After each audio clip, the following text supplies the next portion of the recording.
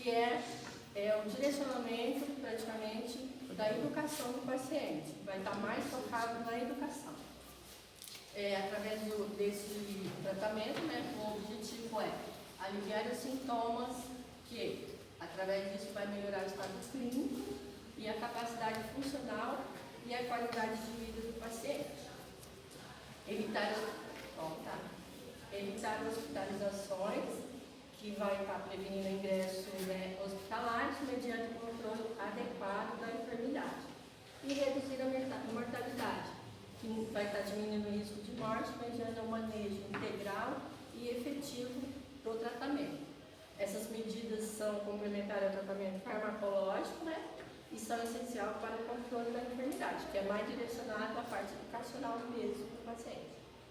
Bom, para a gente poder compreender as causas do prognóstico, depois a gente dá uma olhada aqui, a gente tem um coração normal, tem um coração aqui com hipertrofia do ventrículo esquerdo e um ventrículo esquerdo dilatado. Tá? Então ele é caracterizado como insuficiência cardíaca. Posteriormente ele entra na classificação da New York Heart Association, que é a classificação de NIRA, que elas são divididas em quatro grupos. O grupo 1, grau 1, né, é a ausência de sintomas de dispneia durante as atividades cotidianas. O grau 2, sintomas leves durante as atividades cotidianas. O grau 3, que é um grau já um pouco mais grave, ele tem um sintoma desencadeado em atividades com menos intensas que as cotidianas ou os pequenos esforços. E o grau 4, que já é o grau mais avançado, ela tem sintomas aos mínimos esforços. Então, a pessoa dela levantar e caminhar, ela já tem um cansaço visível. E tem aqui as causas principais, o prognóstico e o objetivo. Quais são as causas principais? A hipertensão arterial crônica, enfermidade coronária, que é infarto prévio ou angina, cardiomiopatias dilatadas, hipertrofia restritiva, valvulopatias, que aí entra em insuficiência ou estenose, as arritmias, que vem com a fibrilação auricular, bradiarritmias, infecções ou miocardite. O prognóstico vai depender da gravidade dos sintomas, classificação de VIA de 1 a 4, e as causas subjacentes ou aderência ao tratamento. Uma insuficiência cardíaca avançada sem controle, ela pode gerar hospitalização frequente e o índice de mortalidade é muito grande. Então, o objetivo do nosso trabalho, desse trabalho que a gente fala sobre insuficiência cardíaca, é educar o paciente para que ele possa compreender e controlar a enfermidade e os fatores de risco. Eu vou falar um pouquinho sobre a monitorização dos signos e sintomas, né? Como o Carlos falou, que a gente tem a classificação, aquele quadro de gravidade, né? Então, dependendo da gravidade da doença, né, o paciente pode ter alguns desses sinais e sintomas, vindo a se complicar cada vez mais, né? Começando sem esforço físico, sem atividade e depois até mesmo em repouso, que pode ser a disneia, né, que é a falta de ar, a dificuldade para respirar ao esforço ou em repouso. O edema, que é a injeção de pernas, tobilhos e abdômen. A fadiga, que é o cansaço extremo que limita atividades diárias. E o aumento de peso, que é o incremento rápido devido à retenção de líquidos. A detecção temprana, né, antes, quando a gente reconhece a doença antes, né, pode estar evitando problemas, porque a gente pode estar entrando com as medicações e com outros tratamentos também para prevenção. O controle do peso e o ajuste dos diuréticos é uma prática diária recomendada, pesar na mesma hora, preferível pela manhã, antes do café da manhã, registrar o peso diário, informar ao médico se há aumento de mais de 1 ou 2 quilos em 2 ou 3 dias. O propósito é detectar retenção de líquidos precoces para ajustar o tratamento e o ajuste dos diuréticos deve realizar só baixo indicação médica para controlar a sobrecarga de líquidos. A educação sobre os medicamentos, o conhecimento dos fármacos, ensinar as indicações, doses e efeitos secundários mais comuns dos medicamentos para insuficiência cardíaca, diuréticos, IECAs, beta-bloqueadores, antagonistas e mineralocorticoides. O cumprimento terapêutico é fundamental seguir estritamente as indicações médicas para evitar descompensação, hospitalização e mobilidade prematura. Bom dia. Eu vou falar sobre o controle de risco, como qualquer outro fator de risco de alguma, sem ser a parte cardio. Geralmente entra todos esses itens e mais alguns outros. Por exemplo, tabaco.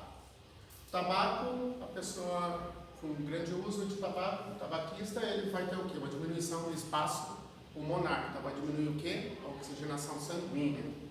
Diabetes. O nível alto de diabetes pode levar a uma cetoacidose, que pode dar uma taquicardia ou uma arritmia cardíaca. A hipertensão, o aumento da hipertensão vai ocasionar o quê? Mesmos fatores de risco cardíaco. A dislipidemia, que é o quê? O aumento da gordura no fígado. Por exemplo, cá nós temos muitas cirurgias do quê? Biliar. Então, ocasionado por quê? Por uma má alimentação. Pessoas com 30 e poucos anos estão por quê? Se metendo uma cirurgia, que são as graxas. A má alimentação também é um fator grandioso de risco. Próximo. Restrição de líquido. O que é restrição de líquido? Então, todos esses fatores de risco atrás podem levar o quê? Essa retenção de líquidos. Como a nossa companheira Blow, os AINES, os beta-bloqueantes também podem levar a uma retenção de líquido. Aumentou o sódio, entra o quê? Aumenta o quê? O edema. E assim, são todo esse fator gerado lá atrás que os companheiros falaram, vai aumentar o quê? Aumentou o sódio, aumenta o líquido. O objetivo é o quê? Prevenir o quê? Prevenir a retenção de sódio, porque é diminuir a quantidade de sal no alimento. Então as pessoas utilizam muito sal, também a gordura, que são as graxas. Então toda essa parte aqui de retenção aumenta o edema, a mais por exemplo, se a pessoa é hipertensa, ela faz uso do quê? De uma medicação que também pode ocasionar edema. A pessoa com depressão também utiliza medicamento que pode levar o quê? Um edema. Alimentação, a parte de uma prevenção, os alimentos processados, os enlatados, embutidos, as hamburguesas, os churrasquinhos, é um pedaço de graça e um pedaço de carne. As pessoas comem o quê? Os doces. Então tudo isso vai levar o quê? Um aumento na graça. Salsas, condimentos, toda essa parte industrializada também vai ser um aumento do quê? Porque eles estão todos, esses embutidos, eles levam grande quantidade do quê? De sódio. Então tudo isso vai ocasionar o quê? Um aumento de sódio, um aumento de líquido, possivelmente um edema, e aumenta o quê? A pressão. A pressão ocasionada o quê? O problema cardíaco. Então essas são as prevenções. Juntamente com tudo que os nossos colegas falaram, a gente tem que falar da questão da fisiopatologia. Por que causa edema? Por que a insuficiência cardíaca causa edema? A gente tem que pensar que o coração ele não bombeia suficiente ou ele não consegue dilatar da forma que deveria. Isso faz com que o sistema ele tem uma baixa distribuição, uma má perfusão nos tecidos periféricos. O nosso sistema renina-angiotensina entende que está faltando, não está chegando oxigênio direito, então ele vai aumentar a demanda, entende que ele vai aumentar a pressão. Consequentemente, o sistema renina-angiotensina vai fazer com que absorva, né, ele vai absorver sódio e água, e assim vai causar uns edemas que a gente vê na insuficiência cardíaca. E por isso que a gente tem que fazer toda essa restrição hídrica, porque se você não tem, se não controla esse edema, esse edema, quando está na perna, ele pode causar ali um incômodo, mas o edema que mais preocupa na insuficiência cardíaca é uma congestão pulmonar. Né? O paciente chega crepitando no hospital à deriva da sua insuficiência cardíaca. Então, por isso que é muito importante monitorar, já que o nosso corpo tem um reflexo, uma resposta compensatória, então, né, referente a isso, então, já que ele já aumenta o sódio, a água, controle hídrico, controle de sódio, dislipidemia também, placa aterosclerótica no vaso, vai fazer com que não perfunda bem e vai acontecer todo o mesmo mecanismo. E aqui não é diferente. O impacto do peso. O que vai fazer? Quando eu tenho o aumento do peso, eu vou aumentar a demanda de oxigênio também. E com isso, vai piorar vai fazer mais propício a todos os outros sintomas. Então, a obesidade aumenta a carga sobre o coração e piora os sintomas.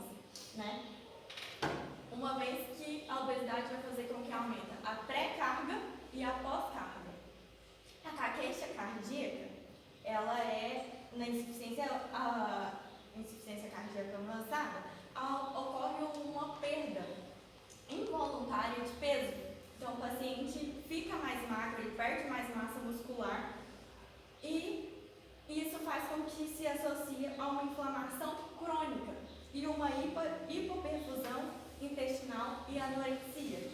E vai indicar um pior prognóstico um paciente que tiver caquete. Então, tanto a obesidade, que é um extremo, tanto que a caquete é outro extremo, não é o ideal. Então, a gente tem que tentar manter o paciente no limiar.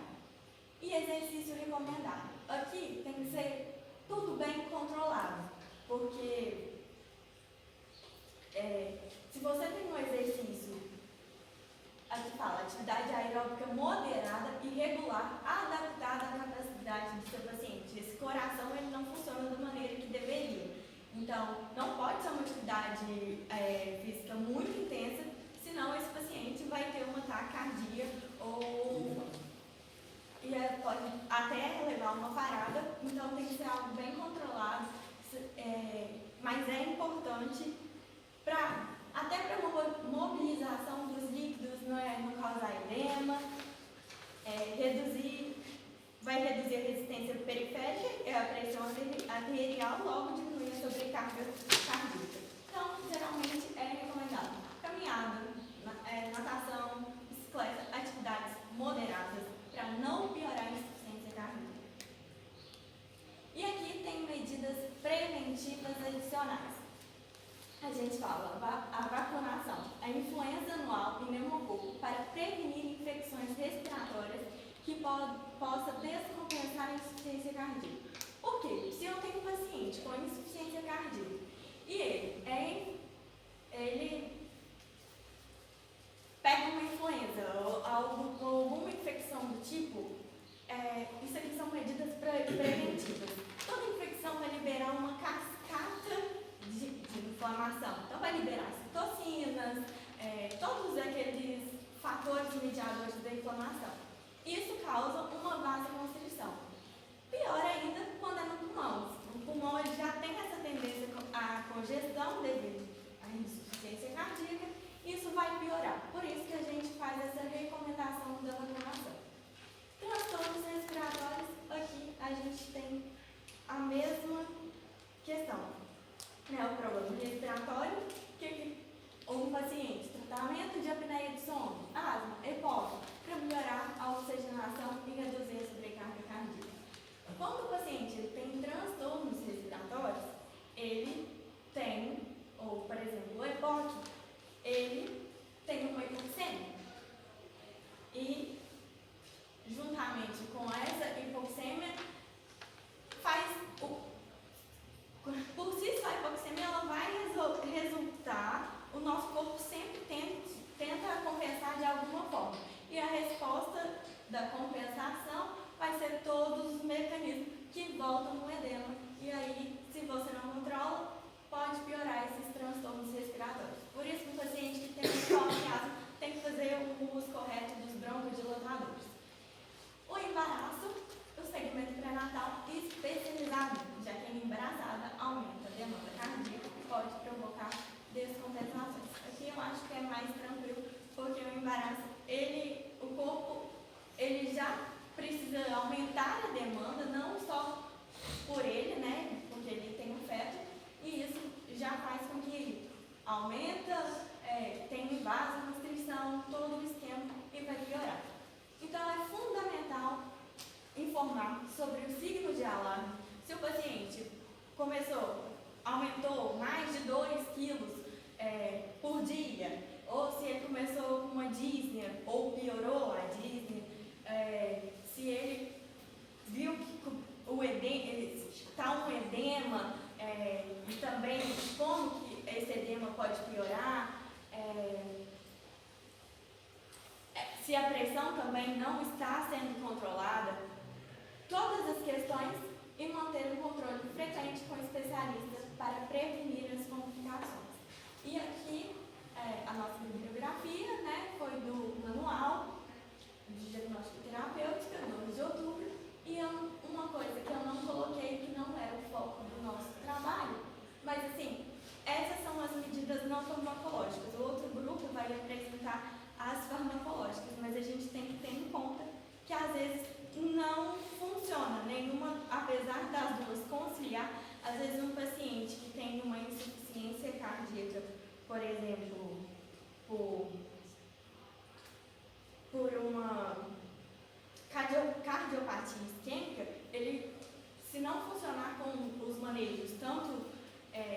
medicamentos e todas essas outras medidas, o paciente tem sim que passar por uma cirurgia de revascularização miocárdica, ou se o paciente tem um problema na válvula, ele tem que fazer uma cirurgia para troca ou para reparo da válvula, que aí são medidas que só essas mudanças de hábitos talvez não seja suficiente.